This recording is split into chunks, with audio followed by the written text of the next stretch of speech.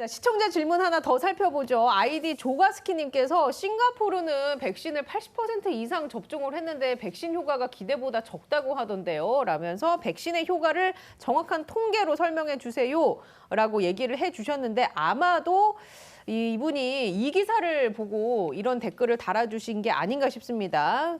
결부시켜서 기사를 하나 팩트체크를 하고 넘어가겠습니다. 조선일보 기사고요. 위드 코로나 싱가포르 백신 접종률 80%에도 하루 확진자 1,000명이 넘어라는 제목으로 실린 9월 19일자 기사입니다.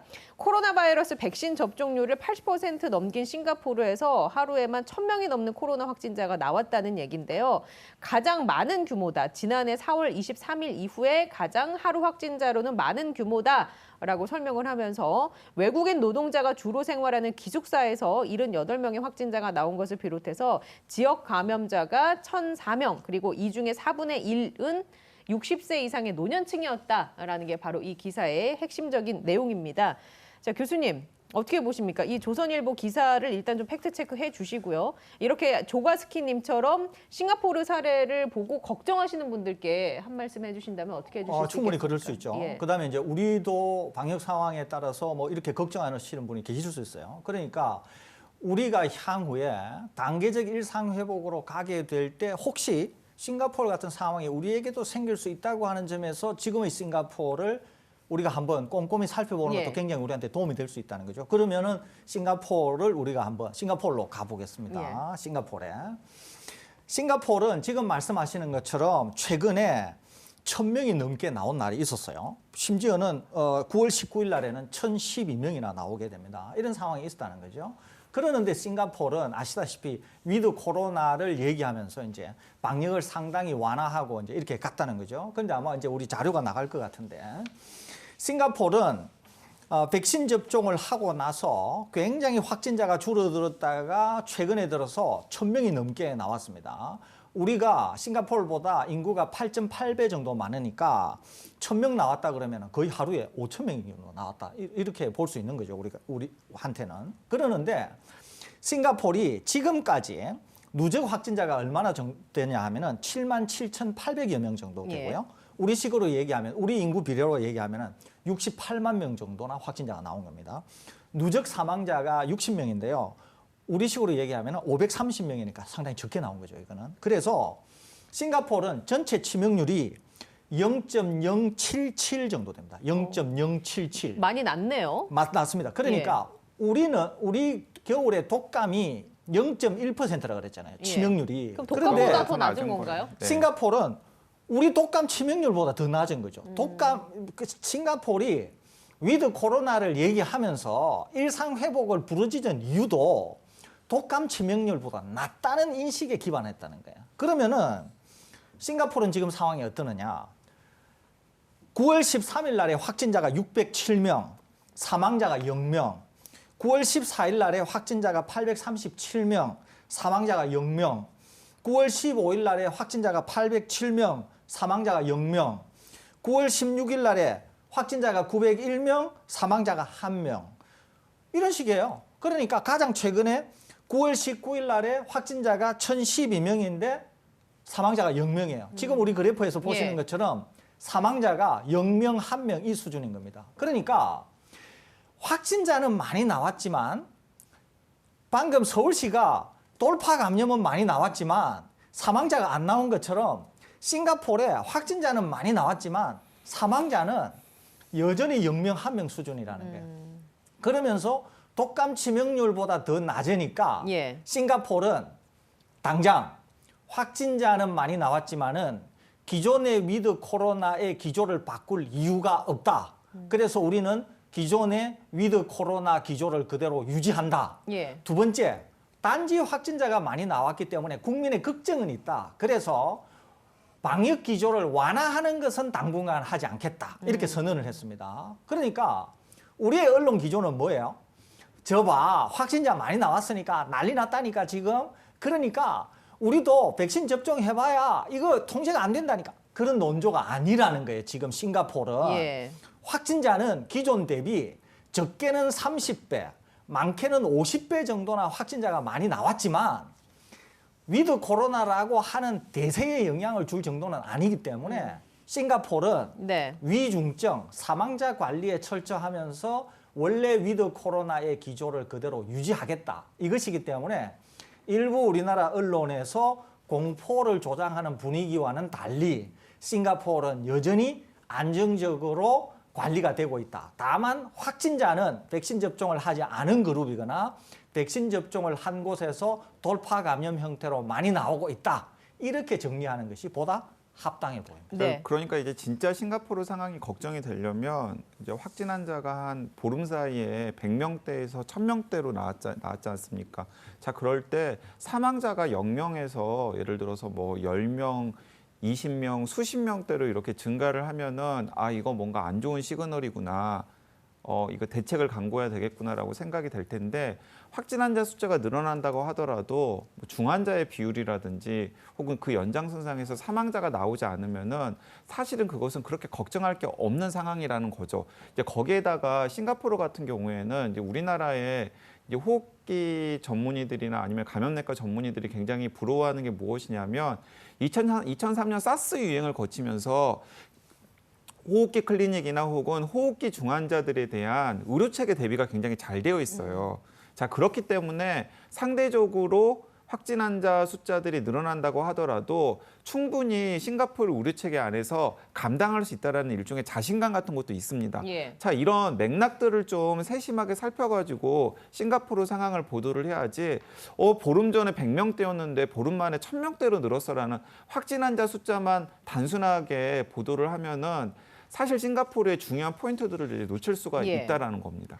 자, 그러면 이걸 짚어보겠습니다. 싱가포르 사례를 바탕으로 우리나라 상황으로 좀 끌고 들어와서 우리나라 상황을 한번 예측 내지는 전망을 해보겠습니다. 일단 다음 달 초면 지금의 단계가 완화될 가능성이 높잖아요. 저희가 백신 접종률도 점차 높아지고 있으니까. 그렇다면 싱가포르처럼 일시적으로 확진자 숫자가 지금보다 더 나올 가능성 있다고 보십니까, 두 분? 나올 수도 있습니다. 그런데 이제 세 가지예요. 세 가지. 그러니까 이제 우리가 백신이 없는 상태와 백신이 있는 상태는 이 코로나19 바이러스에 대한 백신이 있는 상태와 백신이 없는 상태와 백신이 있는 상태, 더 나아가서 그 있는 백신을 가지고 예를 들어서 우리나라처럼 인구 대비의 70% 이상이 한 번 이상이라도 백신을 접종을 한 상황은 약간 이제 생각해야 될 것들이 좀 다르거든요. 크게 저는 이제 한 세 가지를 생각하고 있습니다. 이 세 가지가 이제 앞으로 설대호 교수님이나 제가 중요하게 강조할 것이고요. 그리고 이 코로나 특보를 보는 시민들께서도 이제 머릿속에 담아두셔야 될 것이라고 생각하는데 첫 번째 조건은 무엇이냐면 더 이상 확진자 숫자가 아니에요. 첫 번째는 매일매일 발표가 되는 중증 환자의 숫자가 우리 의료 체계에서 감당할 수 있을 만한 것인지 이게 가장 중요합니다. 예. 자, 그래서 계속해서 중증 환자 숫자가 늘어나는지 줄어드는지를 몇 달 전부터 설 교수님이나 제가 매일매일 강조를 했지 않습니까? 그게 가장 중요하고요. 다른 하나는 그 연장선상에서 치명률이 어떻게 될지가 중요합니다. 최소한 치명률은 계속 떨어져가지고 0.1, 그러니까 1000명 중에 1명 정도 사망자가 나오는 계절 독감 수준 밑으로 관리가 되어야 돼요. 이 두 가지고요. 그러니까 세 번째는 공포심입니다. 공포심. 예. 그러니까 대중의 수용 가능성. 이 세 가지가 저는 굉장히 중요하다라고 생각을 합니다. 자, 그런데 그래서 앞으로 우리가 중요하게 생각할 것은 이것이에요. 우리 방역 체계 안에서 관리가 가능한 의료 체계가 감당할 만한 수준의 하루 중증 환자가 발생하는지, 그리고 치명률이 갑자기 계속 떨어지다가 높아지는 상황은 없는지, 그리고 이제 세 번째는 우리 시민들이 수용 가능할 수 있을 만한 상황인지, 이 바이러스가 주는 공포심이라는 게 있잖아요. 자, 그런데 이 세 번째가 사실은 가장 후순위예요.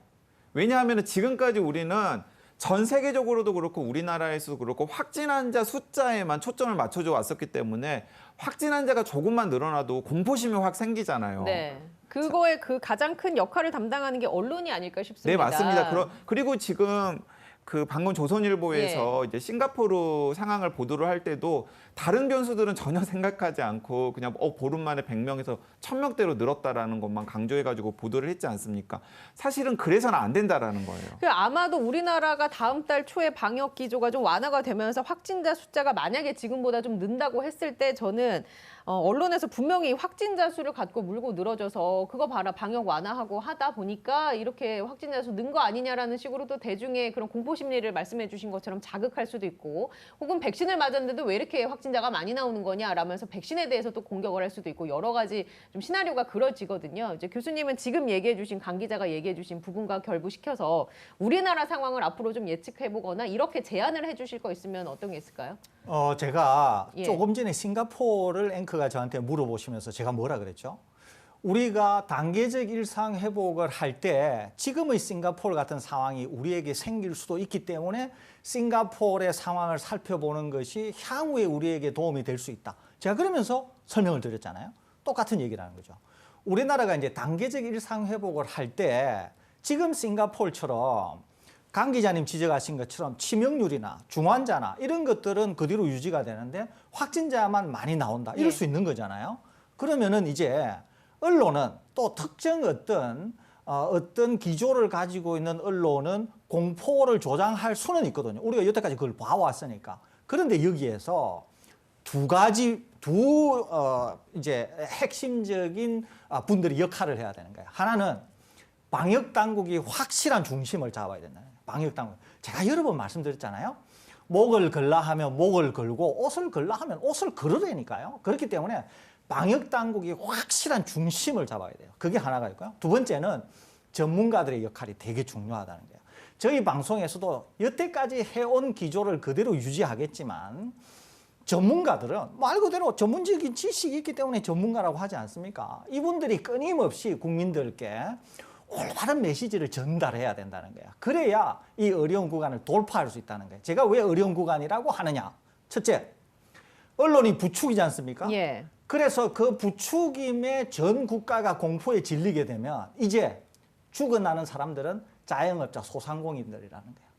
단계적 일상 회복을 못 가면서 영업장을 못 열기 때문에 이분들은 이제 살릴 수가 없다는 거예요. 최근에 우리가 이 방송에서 안타까운 사연을 몇 분 예. 소개해드렸지 않습니까? 그러면서 제가 강력하게 말씀드렸잖아요. 그런 것처럼 단계적인 일상 회복을 가게 될 경우에 확진자가 늘어날 수는 있습니다. 얼마나 늘어날 건가 하는 건 좀 이따가 말씀드리겠습니다. 늘어날 수는 있습니다. 그렇지만 강 기자님 지적하신 바로 그런 것들이 훨씬 중요하기 때문에 거기에 뚝심을 갖고 정부는 가야 된다는 거죠. 정부가 뚝심을 갖고 가야 된다라는 말씀이 이제 우리나라는 단계적 일상 회복으로 가야 하기 때문에 백신 접종률이 이렇게 높아진 상황에서 확진자 수에 연연해 하지 않겠습니다. 위중증 환자를 관리하는 쪽으로 가겠습니다라는 메시지를 내놔야 한다라고 생각하시는 건가요? 그렇습니다. 그런 다음에 예. 단계적 일상 회복, 이 방송에서 여러 번 제가 지적해 드렸는데 단계적 일상 회복에서 준비할 것이 너무 많고 꼼꼼하게 준비가 잘 되어야 그 구간을 돌파할 수 있다고 여러 번 말씀드렸지 않습니까? 그렇기 때문에 정부가 굉장히 준비를 잘 해야 된다는 거예요. 다른 하나는 확진자가 그러면 얼마나 도대체 늘어날 예. 거냐라고 하는 거잖아요.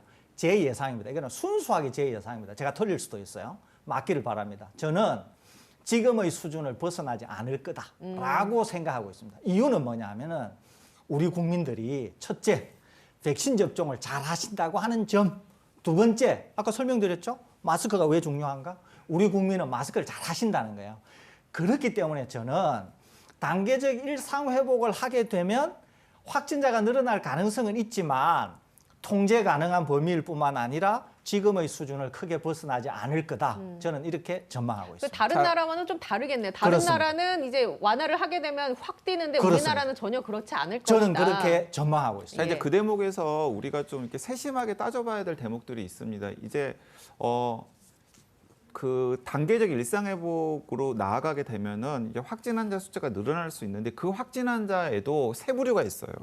하나는 뭐냐면 백신을 접종한 분들 사이에서 나오는 확진 환자는 별로 중요하지 않아요. 저희가 앞서 다뤘던 예, 돌파 것처럼. 감염자들을 예. 중요하지 않다라는 거죠. 그러니까 백신 접종하신 분들 중에서 나오는 확진 환자는 사실은 확진이긴 하지만은 사실 우리가 대수롭지 않게 생각해도 되는 확진입니다. 자, 그리고 또 다른 하나는 0세부터 17세까지 확진 환자들도 사실은 우리가 그렇게 크게 신경 쓸 필요는 없어요. 과학적으로 네, 좀, 과학적으로 예. 0세부터 17세까지는 위중증으로 이어지거나 사망으로 이어질 가능성이 극히 낮을 뿐만 아니라 활동 공간도 굉장히 제한적이고 또 그들 사이에 바이러스 배출을 많이 해서 서로 막 바이러스를 많이 주고받는다라는 증거도 제한적이에요. 자, 그러니까 0세부터 17세 제외하고 그리고 백신 접종하신 분들 제외하면은 우리가 걱정해야 될 것은 어떤 분들이냐면 18세 이상의 백신 접종 대상군들 중에서 이 백신을 접종하지 않은 적게는 300만 명에서 많게는 500만 명 정도 되시는 분들 사이에서 나오는 확진 환자들이 사실은 위험한 확진이에요. 위험한 확진. 그러니까 이제 그런 분들 같은 경우에는 자칫 잘못하면 위중증 환자 숫자를 늘리는데도 부담이 될 수 있고 그들 중에서 60대, 50대, 60대 이상의 10% 정도가 백신 접종을 안 했으니까 그분들 중에서는 자칫 잘못하면 예. 사망을 하셔서 치명률을 높이는 요인으로 작용할 수 있는 분들도 있거든요. 자, 이런 분들을 어떻게 보호할 것인지가 굉장히 중요한데 기본적으로는 어떻게든지 간에 인센티브, 디스인센티브, 당근, 채찍 여러 가지를 동원해서 그분들에게 한 명 한 명씩이라도 좀 백신 접종률을 높이는 것이 굉장히 중요하다. 그분들의 안전을 위해서, 그분들의 가족의 안전을 위해서, 예. 우리 공동체의 안전을 위해서. 그리고 이제 또 다른 하나는 굉장히 스마트한 마스크 전략이 필요하다라는 겁니다. 왜 스마트한 마스크 전략이 필요하냐라고 하면 그 코로나 특보 댓글 중에서도 이런 댓글이 있습니다. 어떤 댓글이냐면 아니 계속 마스크 쓰고 다닐 거면 그게 왜 단계적 일상 회복이냐. 마스크 없던 때로 가야 되는 거 마스크 아니냐. 없던 때로 가야 되는 게 일상 회복이지라고 말씀하시는 분들 있잖아요. 자, 그래서 저는 이제 제가 방역 당국 관계자들에게 제안을 하는 것은 무엇이냐면 단계적 일상 회복 국면이 되면 밖에서 보여지기식으로 쓰는 마스크는 이제 강요하지 말자. 야외에서 쓰는. 야외에서 쓰는 마스크는 사실은 효과가 굉장히 방역에 미치는 효과는 굉장히 제한적이거든요. 그러니까 그건 단순히 보여주는 예. 거예요. 그러니까 오히려 야외에서는 쓰고 다니다가 실내로 들어오는 순간에 벗는 마스크가 더 이제 문제가 되는 예. 거라는 거죠. 그래서 실내에서 마스크를 얼마나 잘 쓰게 할지 그리고 그 실내 마스크 착용과 관련해서 백신을 접종하시는 분들과 백신을 접종하지 않으신 분들 사이에 인센티브와 디스인센티브를 어떻게 적용할지 그리고 또 마스크를 보완할 수 있는 예를 들어 독일 같은 경우에는 강제 환기 같은 예. 조치를 많이 하지 않습니까? 이제 그런 조치들을 어떻게 우리 일상 방역에 좀 집어넣을지 이런 것들이 좀 고민이 많이 되어야 되지 않을까 하는 생각이 듭니다. 예. 근데 그런 것들이 다 합쳐지면 그러니까 백신 접종률을 높이고 마스크 착용을 스마트하게 하고 그리고 마스크 착용과 백신을 도와줄 수 있는 실내 감염을 막을 수 있는 여러 가지 조치들이 보강이 된다 그러면 저는 우리나라는 미국이나 유럽이나 더 나아가서는 싱가포르보다도 훨씬 더 연착륙을 할 수 있는 가능성이 높다라고 생각합니다. 아까 설 교수님 말씀 중에 정부는 정부대로 그리고 전문가 집단은 전문가 집단대로 할 역할을 제대로 해야 한다라고 얘기해 주셨는데 그렇다면 이런 국면에서 전문가들은 어떤 목소리를 내야 할까요? 이제 제가 예. 좀 걱정하는 게 이거예요. 제가 걱정하는 게 뭐냐면은 첫째 이제 전문가라고 할 때 그 분야에 쭉 종사하신 분들은 맞죠. 그런데 이제 전문가라고 우리가 통칭을 하는데 이게 이제 나누어지는 거예요. 예. 첫째 하나는 정치적인 성향이 다를 수가 있어요. 맞아요. 두 번째는 실력이 다를 수가 있거든요. 의사 선생님들이 실력이 다 다른 것처럼 다를 수가 있어요. 그러니까 이제 소위 말해서 결이 다를 수가 있는 거죠.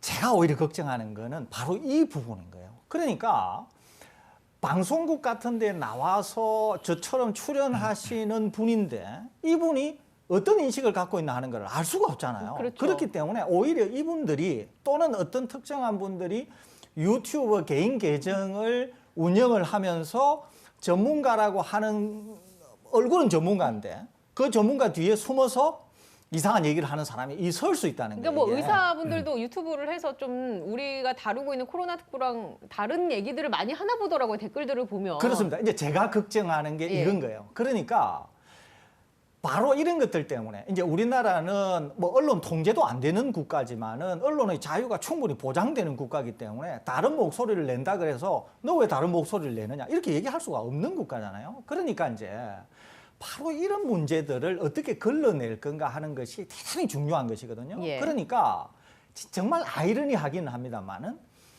언론에서 정말 누가 올바른 얘기를 하고 있고 또 누가 정말 맞는 얘기를 하고 있는지 이런 분들이 더 많이 등장하게 되고 더 목소리를 키울 수 있는 그런 구조가 돼야 되는데 이것을 이제 평가를 못하니까 다들 전문가인 줄 알고 다들 이제 방송이나 영향력이 큰 매체에서 소위 행세를 하게 되면서 이게 문제가 이제 불거질 수 있다는 거죠. 그러니까 방역 당국은 하나의 목소리를 낼 수밖에 없지만 전문가들이 이렇게 중요한 그룹임에도 불구하고 전문가들이 어떻게 전문성을 충분히 발휘하면서 국민이 정말로 알아야 될 것을 제대로 전달하게 할 건가? 이것은 저도 당장은 해법이 없습니다만 이것이 향후에 굉장히 중요한 예. 과제가 되지 않을까 이런 생각을 갖게 됩니다. 설 교수님 그 말씀 듣고 보니까 이제 머릿속에서 항상 이제 염두에만 두고 있는데도 못하는 일이 있는데 저도 사회생활을 해야 되기 때문에 그 전문가들의 그 진짜 전공 분야, 진짜 전공 분야와 그리고 그 저는 개인적으로 여러 전문가들과 교류를 하기 때문에 이분들이 평소에 어떤 정치적 성향을 가지시는 분들인지 알잖아요. 자, 그런데 그 코로나 특보 시청자분들 중에서도 이제 감 잡으신 분들 있으시겠지만은 전문가들 중에서도 정치적 성향은 다 다르잖아요. 예를 들어서 여권을 지지할 수도 있고 야권을 지지할 수도 있고 현 정부에 비판적일 수도 있고 비판적이지 않을 수도 있는데 그걸 자신의 전문적인 전문가 코멘트에 끌고 오지 않으시는 분들이 많이 있습니다. 예. 그러니까 나의 정치적 성향이라던가 내가 이 정부를 지지하는지 지지하지 않는지와는 별개로 나는 전문가로서 인터뷰를 하거나 혹은 논평을 할 때는 시민의 안전과 건강만 생각한다. 대표적인 분이 설대우 교수님이시죠. 예. 자, 그런데 그거와 무관하게 본인이 가지고 있는 정치적인 포지션이 자신의 이 전문가의 논평에 본인이 의도했던 본인이 의도하지 않았던 이제 묻어나오시는 분들이 계세요. 네, 몇 분이 떠오르네요. 예, 이제 그런 분들에다가 이제 그분들이 만약에 실력도 없을 때 예. 이제 최악의 상황이 이제 초래가 되는 거예요. 그래서 TBS 코로나 특보가 아직도 가야 할 길이 멀다라고 생각을 합니다. 이런 국면 속에서 또 다양한 목소리들이 나올 수 있고 다양한 주장들이 나올 수 있는데 저희가 정말 과학과 진실에 기반을 해서 그분들의 주장이나 이런 여러 가지를 꼼꼼하게 또 앞으로 계속 따져보도록 하겠습니다.